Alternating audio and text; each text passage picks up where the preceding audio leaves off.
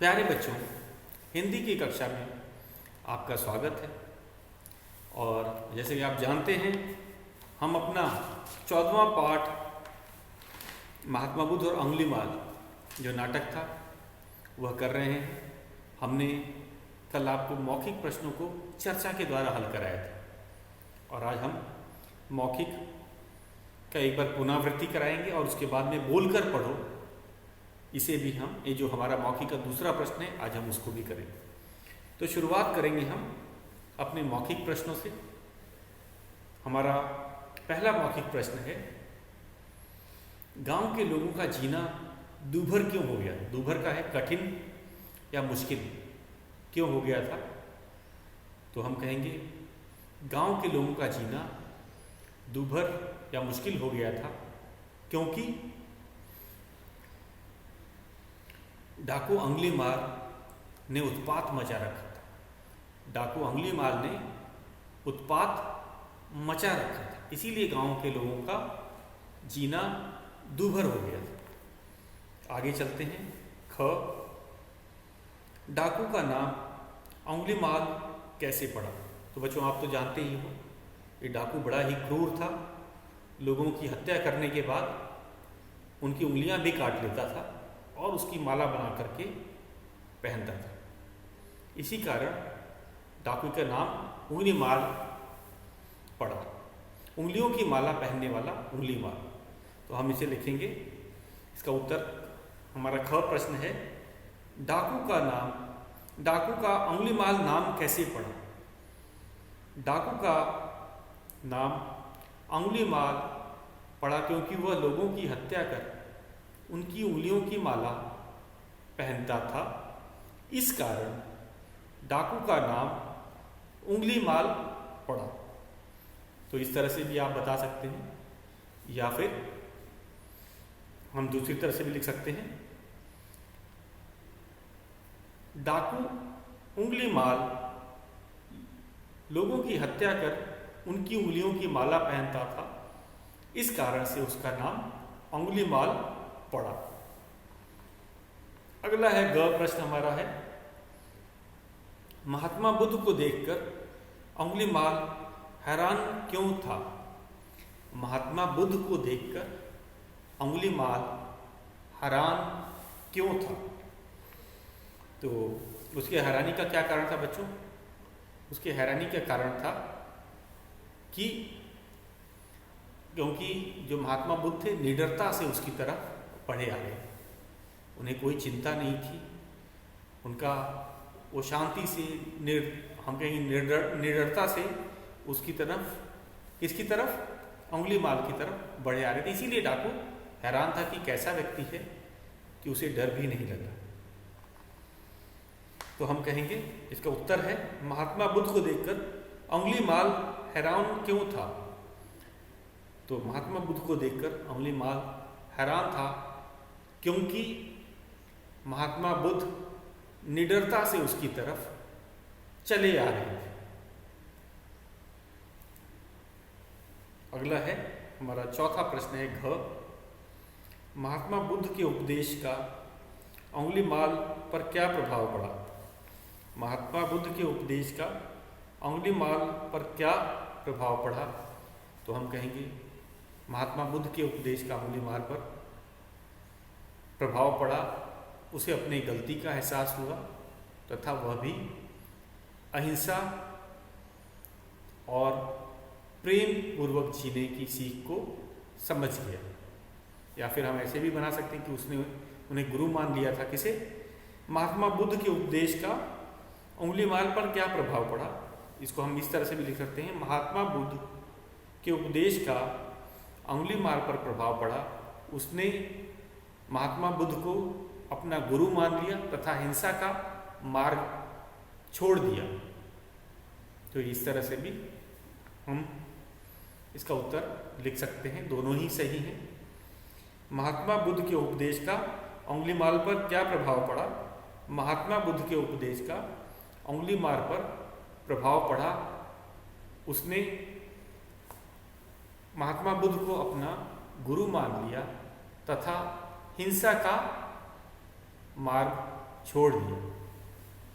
अगर आप गुरु भी नहीं लिखना चाहते हैं, केवल हिंसा का मार्ग लिखें तभी भी सही, कि महात्मा बुद्ध के उपदेशों से प्रभावित होकर अंगुलीमाल ने हिंसा का मार्ग त्याग दिया, छोड़ दिया, ऐसे भी लिखा जा सकता। अब हम चलते हैं अपने दूसरे प्रश्न पे, बोलकर पढ़ो। हमारा जो दूसरा प्रश्न है मौखिक का दूसरा, और ये है बोलकर पढ़ो।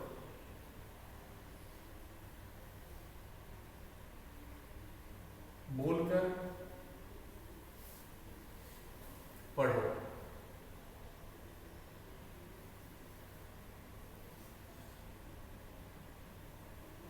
और ये शब्द कौन कौन से हैं, मैं लिखते जाता हूं। क्रम, क्रिया, तो हम देख रहे हैं क में र नीचे लगता है और उसका उच्चारण भी बाद में आता है, क के बाद में आता है। क्रिया। अगला शब्द है क्रीड़ा, क्रीड़ा। फिर है क्रूर, क में र, क्रूर। तो ये जो शब्द थे आपने देखा, इनमें क में र लगा है। अब हम आधा ल वाले शब्द पे चल रहे हैं। हमारा अगला शब्द है, इसमें आधा ल का प्रयोग होता है, कल्याण। क्या है बच्चों? कल्याण।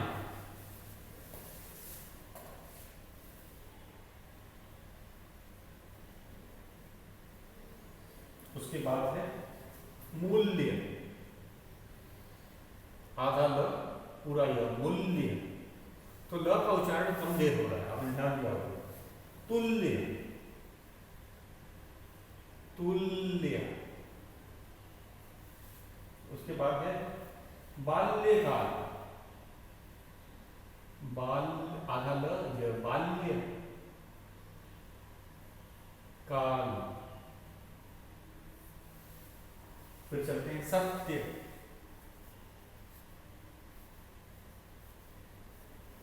अगला है त्याग, हत्या,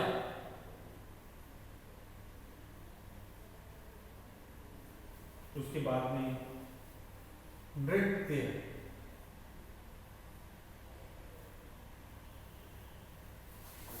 तो सबसे पहले हम देखेंगे इन शब्दों की रचना पे ज़्यादा ध्यान देना और इसे बोलकर पढ़ना। तो जो पहली पंक्ति के जो 4 शब्द हैं, इनमें क में र लगा है, और ऐसे में बच्चों क के बाद र का उच्चारण होता है। तो क में र है, तो क्र, क्र, क्रम, क्रिया, क्रीड़ा, क्रूर। तो इनका ऐसे हमें प्रयोग करना है। इसमें दूसरे वाले में है आधा ल का हमें प्रयोग करना है। आधा ल जो होता है उसमें क्या है? कल्याण। ल का उच्चारण कम रखना है, य का पूरा है। तो ल के बाद य आ रहा है, तो याद रखना कि य का उच्चारण पूरा रहेगा लेकिन ल का कम होगा। आधा वर्ण है, सब में ल के बाद य आ रहा है, चाहे मूल्य हो, तुल्य हो या बाल्य हो। कल्याण, मूल्य, तुल्य, बाल्यकाल। अब इसमें आधा त और य, आधा त और पूरा य, इसमें भी आधा त और पूरा य। तो इस पर ध्यान देना है। सत्य, त्याग, हत्या, नृत्य। तो उच्चारण हमने सीखा। आधा ल, आधा त और क में र लगने वाले क्र वाले जो शब्द हैं वे हैं। तो हमने क्या सीखा? हमने सीखा इसका उच्चारण, और आपको लिखना भी आ गया है। एक बार फिर से शुरू करते हैं। क्रम, क्रिया, क्रीड़ा, क्रूर, कल्याण, मूल्य, तुल्य, बाल्यकाल, सत्य, त्याग, हत्या, नृत्य। तो ये थे हमारे बोलकर पढ़ना था, शब्दों का उच्चारण भी बहुत ज़रूरी है। और जो आधा त और आधा ल वाले, इन सब में बच्चों की सबसे ज़्यादा गलती क्या होती है, इसका उच्चारण भी बड़ा कर देते हैं। तो हमने देखा ल, आधा ल हो या आधा त हो, इनका उच्चारण करते समय उसे कम देर के लिए बोला जाता है। यह आधे वर्ण हैं, इसमें आधा वर्ण का अर्थ होता है इसमें अ का समावेश नहीं। तो एक बार फिर से उच्चारण पे ध्यान दीजिए। क्रम, क्रिया, क्रीड़ा, क्रूर, कल्याण, मूल्य, तुल्य, बाल्यकाल, सत्य, त्याग, हत्या, नृत्य। तो ये थे हमारे शब्द मौखिक, इनका हमने बोल करके अभ्यास किया है। अब चलते हैं अपने लिखित प्रश्नों की तरफ। मौखिक हमारा संपूर्ण हो गया। मौखिक में 2 प्रश्न थे। हमारा पहला था प्रश्नों के उत्तर, जो परीक्षा में लघु प्रश्नों के रूप में आते हैं। दूसरा है उच्चारण सीखना था, नए शब्दों का बोलकर पढ़ना था, वो हमने किया। अब हम लिखित पे चलते हैं और आपको पहला जो लिखित है उसे हम अपने पाठ्य पुस्तक में ही कर लेंगे क्योंकि जगह दिया गया। तो चलते हैं लिखित प्रश्नों की ओर।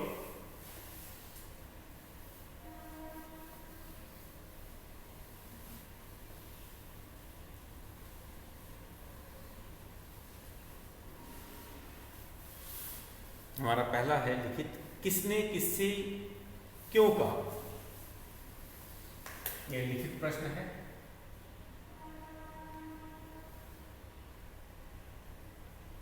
लिखित है, लिखित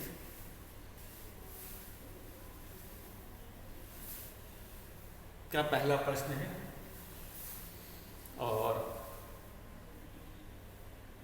ये है किसने किससे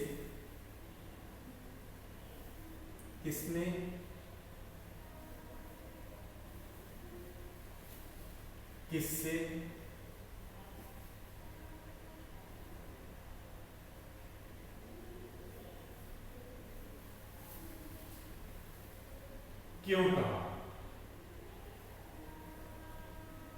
क्यों कहा।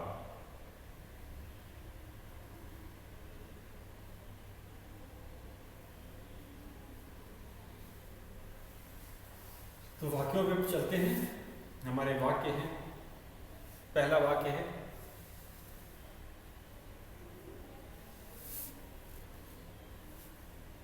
आप जंगल से होकर यात्रा में गए। आप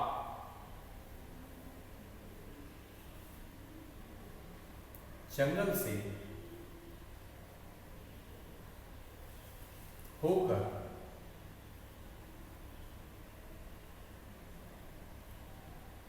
यात्रा न करें।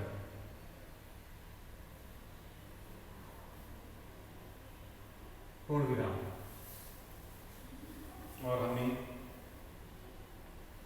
जो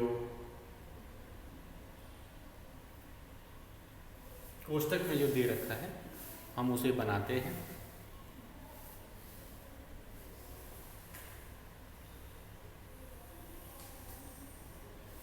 तो पहला है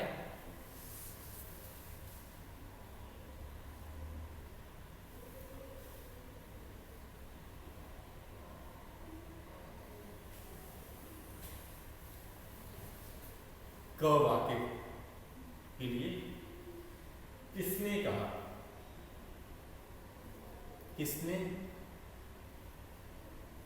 कहा। दूसरा है किससे कहा।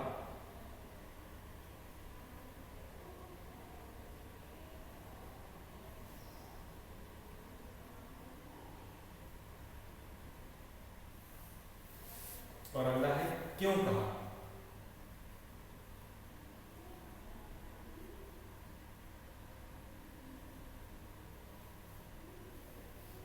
कारण हमें बताना। तो वाक्य को ज़रा ध्यान से देखेंगे और हम इसे अपने पाठ से भी अगर ज़रूरत होता है तो उसके भी संदर्भ से देख लेंगे। आप जंगल से होकर यात्रा ना करें, ये सुझाव था, या हम कहेंगे मुखिया जी ने चेतावनी दी थी या सुझाव दिया था। किसको सुझाव दिया था? महात्मा बुद्ध को। जब वह रात्रि विश्राम के लिए गांव में पधारे थे तो मुखिया के हिसाब नाते उनका फर्ज था कि किसी नए व्यक्ति को संभावित खतरे के बारे में पहले ही बता दिया जाए। तो आप जंगल से होकर यात्रा ना करें, ये मुखिया जी के शब्द थे। और उन्होंने प्रार्थना की थी। किनसे प्रार्थना की थी? महात्मा बुद्ध से, क्योंकि महात्मा बुद्ध जंगल से गुजरने वाले व्यक्तियों की हत्या कर देता था, उनको लूट लेता था। तो किसने कहा? ये मुखिया जी ने कहा। मुखिया ने कहा, हम लिखेंगे तो बच्चों एक क भाग कर रहे हैं तो लिखेंगे मुखिया ने कहा। मुखिया ने कहा। किससे कहा? महात्मा बुद्ध से। महात्मा बुद्ध से ये बात कही गई थी, प्रार्थना के तौर पे कही गई थी। क्यों कही गई थी? अब हमें कारण बताना है। क्यों कहा था? वह अंगुलीमाल से सावधान करना चाहते थे। वे महात्मा बुद्ध को अंगुलीमाल से सावधान करना चाहते थे, कारण यही था। तो हमें यहाँ कारण बताना है। सबसे पहले किसने कहा, ये जो वाक्य है किसने कहा ये बताना है। किससे कहा है? किसकी? तो महात्मा बुद्ध को कहा है। और तीसरा है क्यों कहा, कहने का क्या कारण था। तो हम एक कारण क्या बताएंगे कि इसमें वे नए थे और हमें सटीक जरा उत्तर लिखना है, जगह की काफ़ी कमी होती है। क्योंकि वे अंगुलीमाल से उन्हें सावधान करना चाहते, अंगुलीमाल से सावधान करना चाहते थे। तो छोटा ही लिखेंगे, हम भी लिखेंगे अंगुलीमाल से, अंगुलीमाल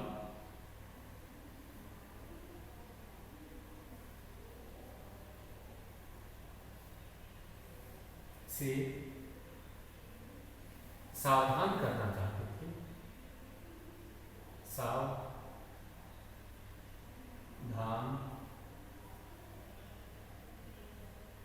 करना चाहते थे, करना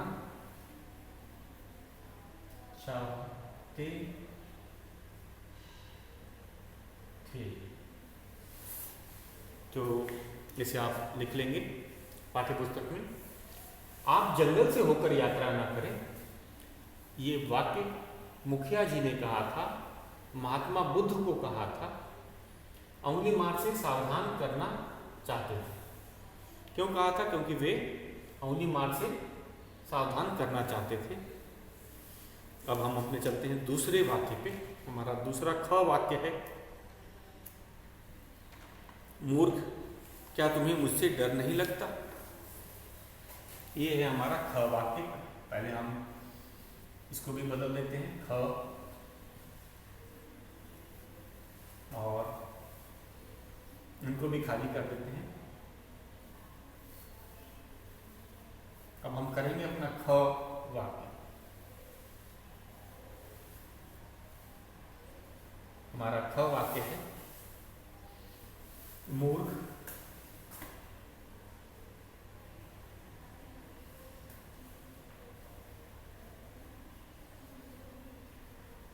मूर्ख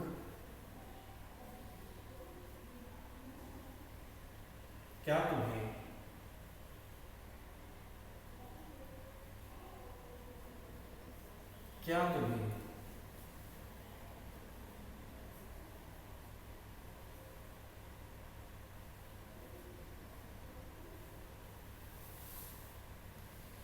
मुझसे डर नहीं लगता,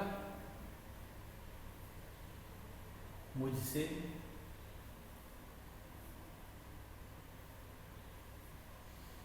डर नहीं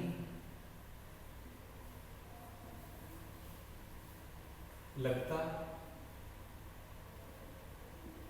प्रश्नवाचक चिन्ह। तो एक तरह से प्रश्न पूछ रहा था कोई, ये अंगुली माल पूछ रहा था प्रश्न, मूर्ख क्या तुम्हें मुझसे डर नहीं लगता? किससे पूछ रहा था? महात्मा बुद्ध से।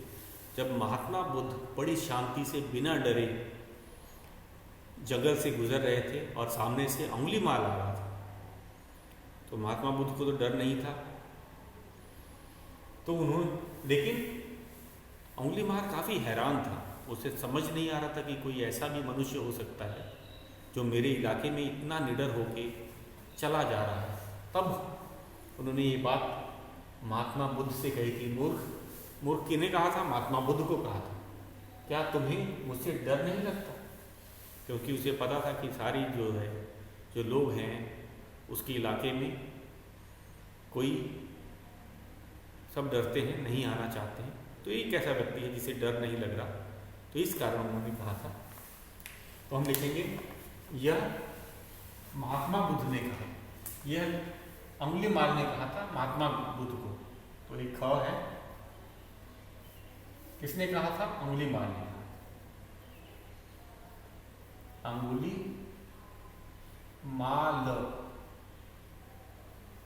ने कहा था, किससे कहा था? महात्मा बुद्ध से।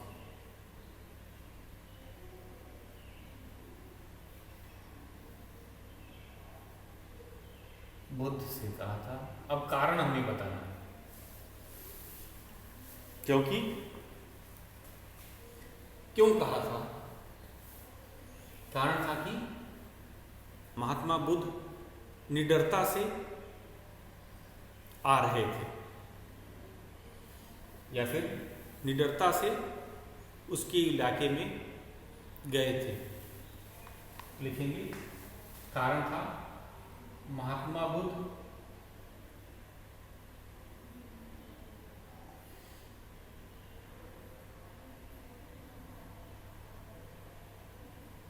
निडरता से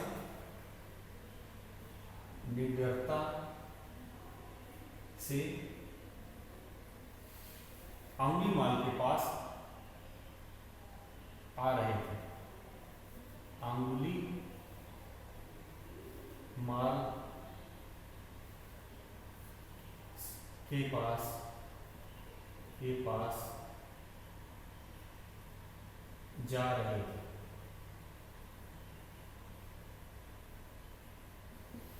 तो यही कारण था, उसे हैरानी हो रही थी कि उसके इलाके में कोई बिना डरे कैसे जा सकता है, क्योंकि उसका डर था।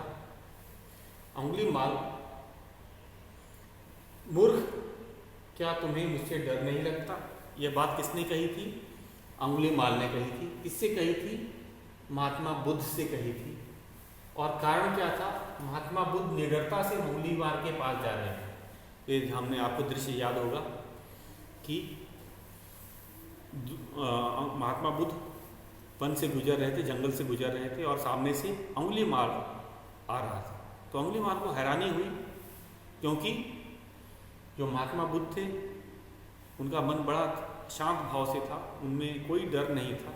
तो ये देख करके उसे काफ़ी हैरानी हुई कि उनके इलाके में कोई व्यक्ति बिना डरे उनकी तरफ ही बढ़ा चला आ रहा है। तो इसीलिए हमने लिखा। फिर से एक बार देख लीजिए बच्चों, एक और वाक्य बनाए इसके बाद। मूर्ख क्या तुम्हें मुझसे डर नहीं लगता? ये बात अंगुली माल ने महात्मा बुद्ध से कही थी। क्यों कही थी? क्योंकि महात्मा बुद्ध निडरता से अंगुली माल के पास जा रहे थे। निडरता से मतलब बिना डरे अंगुली माल के पास जा रहे थे। तो ये था हमारा ख प्रश्न। एक और वाक्य बचा है, इसको भी हम लोग कर लेते हैं और उसी के साथ हमारा है लिखित का किसने किससे क्यों कहा, ये पूरा हो जाएगा। तो हमारा ग वाक्य बचा है।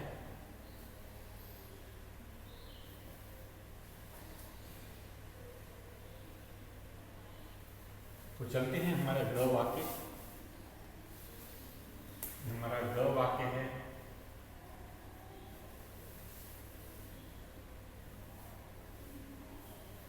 महात्मा बुद्ध को देखकर अरे क्या यह कैसे हो सकता है, क्या प्रश्नवाचक चिन्ह है, यह कैसे हो सकता है, यह कैसे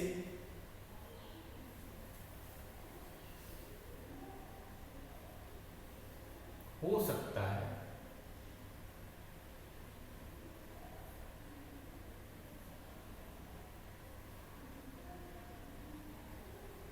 और ये ग है।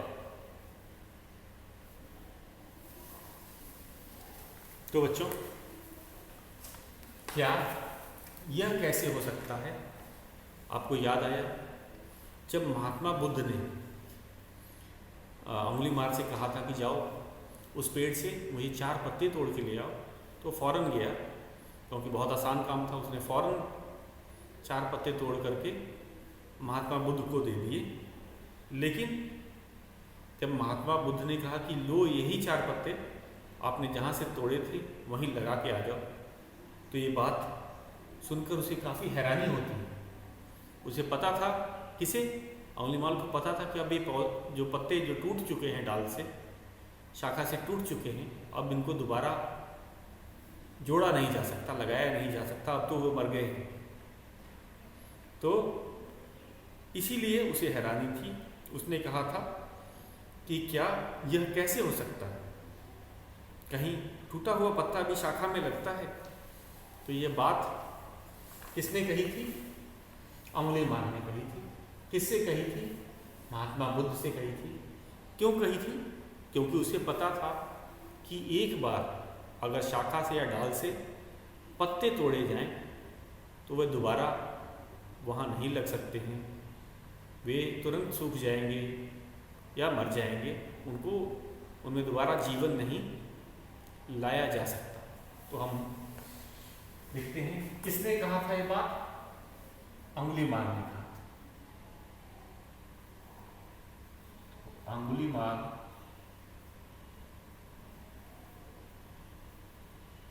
ने कहा था। किससे कहा था, महात्मा बुद्ध से कहा था। हम यहां लिखेंगे महात्मा बुद्ध।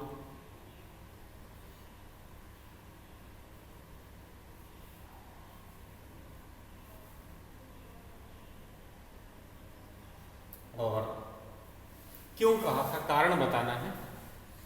कारण क्या था, क्योंकि जो पेड़ से टूटा पत्ता दोबारा नहीं जुड़ सकता,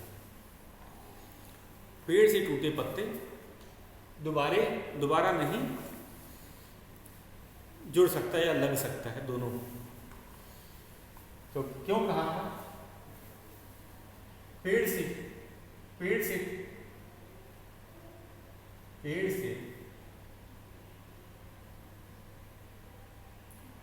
टूटा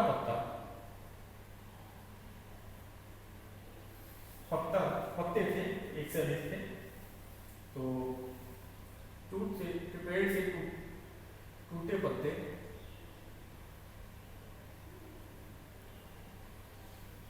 फिर से नहीं लग सकते, फिर से नहीं लग सकते।